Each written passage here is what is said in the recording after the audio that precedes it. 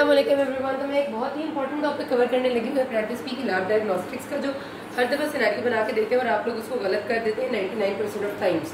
थोड़ा सा गौर से समझिएगा, इसमें से एमसीक्यू बहुत दफा आता है कि हेपेटाइटिस बी एक पेशेंट को कब होगा, तो क्या क्या चीज़ें पॉजिटिव आएंगी तो एक्यूट है, क्या आएंगी तो क्रॉनिक हेपेटाइटिस बी इन्फेक्शन है, क्या आएंगी तो उसको हम कहेंगे कि previous vaccination of hepatitis B है, और क्या आएगा तो हम कहेंगे कि high infectivity of hepatitis B चल रही है। ठीक है, ये 4-5 चीजें छोटी छोटी सी, बस इनको ध्यान रखना है।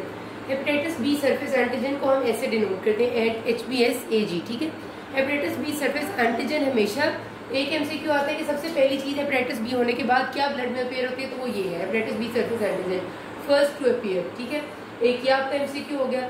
सेकंड एमसीक्यू ये है कि अब एक पेशेंट को जब भी एक्यूट इन्फेक्शन है, मतलब एक्टिव इन्फेक्शन, बल्कि आप ये लफ्ज इस्तेमाल करें कि पेशेंट का जब भी इन्फेक्शन एक्टिव है हेपेटाइटिस बी, चाहे वो एक्यूट एक्टिव है या क्रॉनिक एक्टिव है, हेपेटाइटिस बी के लिए हम 6 मंथ्स का टाइम लेते हैं कि अगर 6 मंथ्स से कम टाइम हुआ है और hepatitis B surface antigen active है यानी ब्लड में मौजूद है, तो उसको हम कहते हैं एक्यूट हेपेटाइटिस बी 6 मंथ्स। ठीक है, से कम टाइम हुआ है। और अगर 6 मंथ से ज्यादा टाइम हुआ है और hepatitis B surface antigen blood में मौजूद है, उसको कहते हैं क्रॉनिक हेपेटाइटिस बी।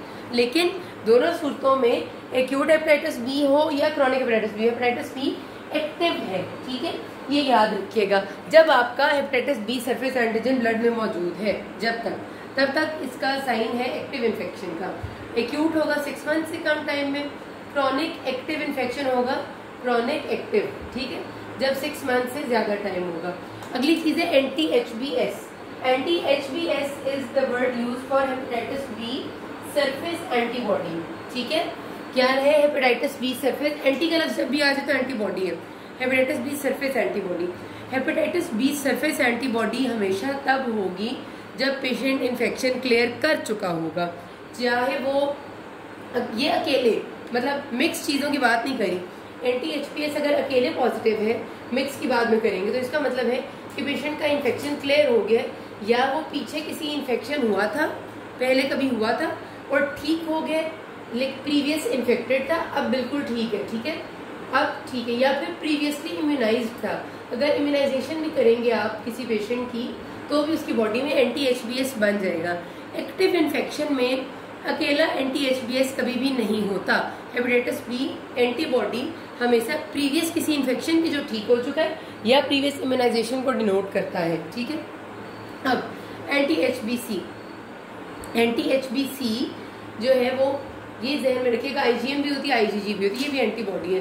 अगर ये IgM है तो इसका मतलब है एक्यूट इन्फेक्शन है, और अगर ये एंटी-HBc IgG प्रेजेंट है, अब इसमें 2 सिनेरियो आपने याद रखने हैं। अगर एंटी-HBc एंटीबॉडी है और साथ एंटी-HBs एंटीबॉडी है, ठीक है, एंटी-HBc एंटीबॉडी और एंटी-HBs एंटीबॉडी ब्लड में प्रेजेंट है, तो उसमें आपके पास मामला कुछ यूं होगा कि पहले पेशेंट को कभी इन्फेक्शन हुआ था और अब ठीक हो गए।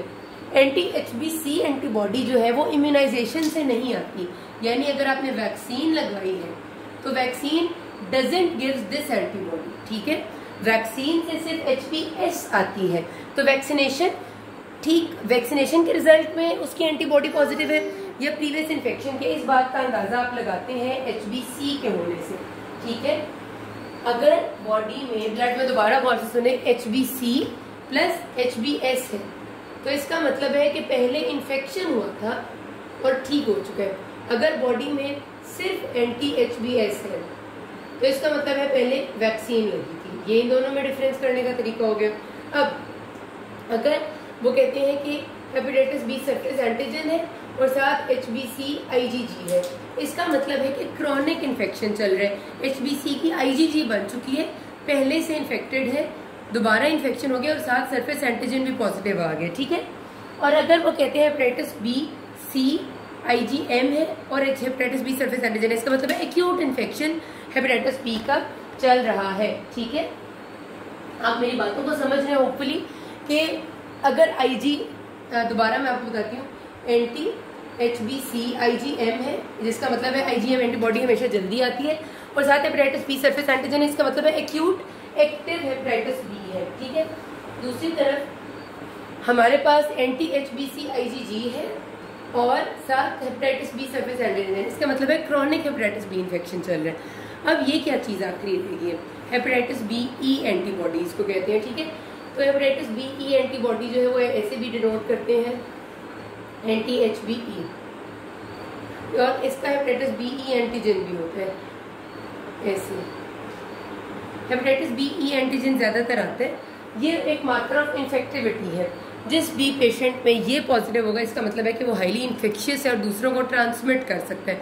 मार्कर ऑफ इन्फेक्टिविटी या marker of transmission of infection, infectivity या ट्रांसमिशन। अब आप सिनेरियोज एक दफा रिपीट कर रहे हैं आपने दोबारा से। ई एंड के हेपेटाइटिस बी सरफेस एंटीजन जिस भी जगह आ जाए उसका मतलब है कि एक्टिव हेपेटाइटिस बी इन्फेक्शन चल रहा है। अगर वो आएगा HBC IgM के साथ तो एक्यूट इन्फेक्शन है, अगर वो आएगा HBC IgG के साथ तो क्रॉनिक इन्फेक्शन है लेकिन इन्फेक्शन चल रहा है। अगर anti-HBS अकेला आ जाएगा तो प्रीवियसली वैक्सीनेटेड है। अगर HBC के साथ आएगा तो प्रीवियसली इन्फेक्टेड नाउ क्लियर्ड है। अगर कोई भी चीजें होंगी साथ HBE होगा तो इसका मतलब है highly infective and risk of transmission is very high.